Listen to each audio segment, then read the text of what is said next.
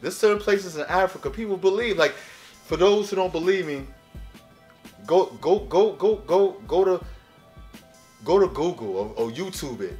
Of cities, richest cities in Africa, or rising places in Africa. Gambia is rising on the low.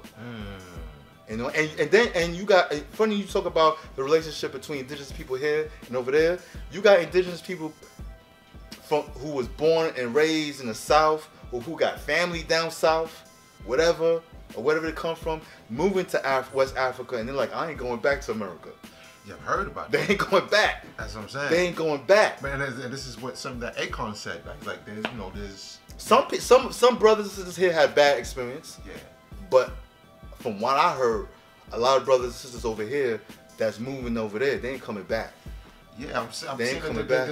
Isn't there like a movement going on, like this something called like Back to Africa, like going back to this I forget what. I heard that somewhere, but there's like a movement of trying to get black people.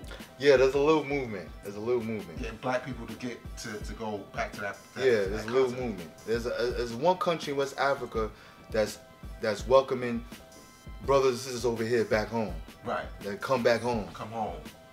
You know, Gambia's on some bullshit. Why you say that? Because there's a woman out there, I forgot her name.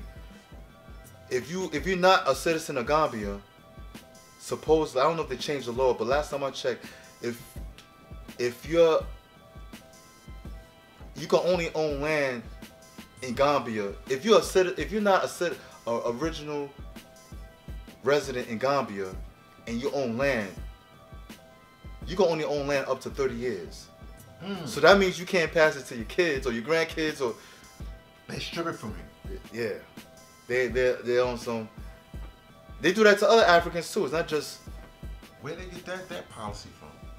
It's the Gambians, the Gambia government. I don't think they're like outsiders like that. You know, but So you say basically, so you can't. So if you go there, if you're not originally from Gambia, you can't own land for a long period of time, and your kids can't own it. Well, I mean, but then that kind of makes sense though. That does make sense. Like. That's like saying like, all right, you come visit, you come stay here for a little bit, man, but you and your peoples are not gonna be settling here. Yeah. Like you come and maintain, and we could, you know, for a couple of years, but you're not gonna.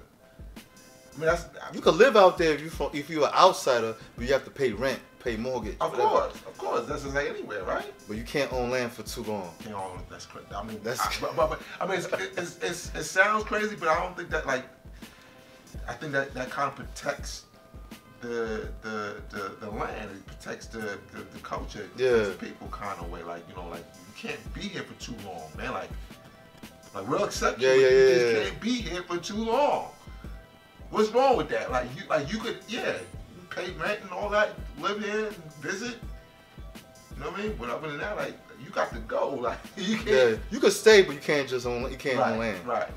You can stay, but you can't own land. You can't own land. But they thriving to change that. But how's that work though? What if you had a child there?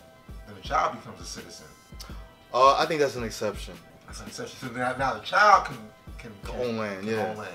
I think that's an exception. Okay, then. But that's something to draw up though. INFMEGA did this.